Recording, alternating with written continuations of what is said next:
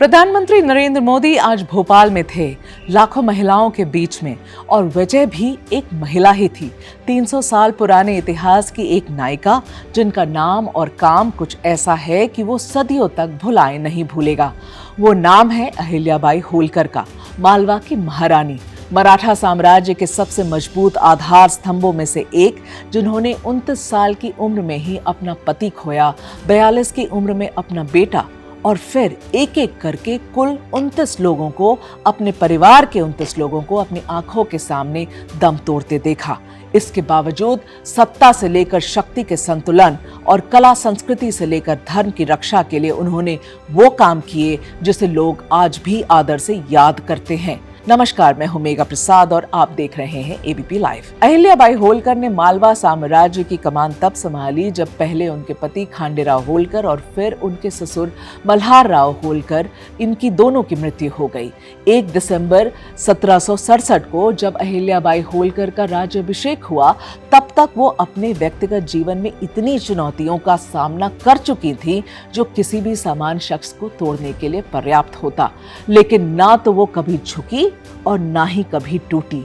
सख्त इतनी कि गलत होने पर अपने बेटे को भी नहीं बख्शा, और नर्म इतनी कि जब दूसरे राज्य की प्रजा को भी भूखा देखा तो अपने राज्य का खजाना खोल दिया और अन्न सत्र बना दिया। प्रशासक ऐसी कि राज्य की संपत्ति का उपयोग न खुद किया और न ही परिवार के किसी और को करने दिया, और धार्मिक ऐसी कि देश के अलग अलग हिस्सों में मंदिरों के जीर्णोद्वार से लेकर कुएं, तालाब, बावड़ी और धर्मशालाएं तक बनवा दी।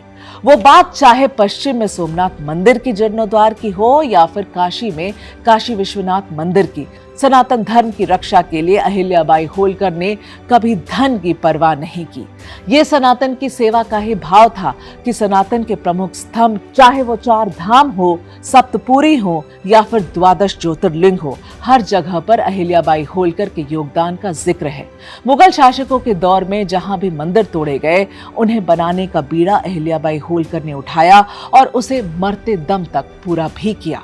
लेकिन ये उनके व्यक्तित्व का एक हिस्सा भर था। बतौर शासक उन्होंने अपने राज्य की प्रजा के लिए जो काम किए, उसने उन्हें महानता के उस शीर्ष पर पहुंचा दिया जहां उन्हें देवी का दर्जा मिल गया और उनका नाम देवी अहिल्याबाई होलकर हो गया।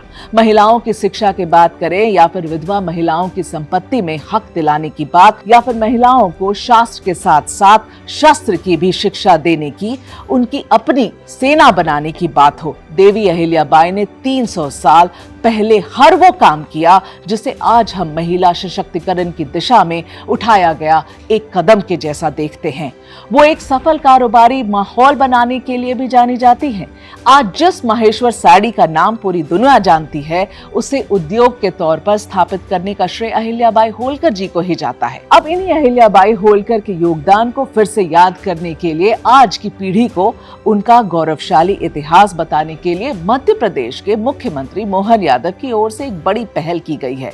इस पहल के तहत 31 मार्च को, जो कि आज है, प्रधानमंत्री मोदी ने भोपाल में उस कार्यक्रम की शुरुआत की है जो अगले 1 साल तक पूरे मध्य प्रदेश के लोगों को उनकी मातुश्री देवी अहिल्याबाई होलकर की काम की याद दिलाता रहेगा। यही वजह है कि इस कार्यक्रम के केंद्र में सिर्फ महिलाएं हैं, जिनके जरिए उस महान परंपरा को याद करने और उस विरासत को सहेजने की बात शुरू हुई है जिसकी नींव देवी अहिल्याबाई होलकर ने रखी थी। शुक्रिया, आप देख रहे थे एबीपी लाइव और मैं थी आपके साथ मेघा प्रसाद।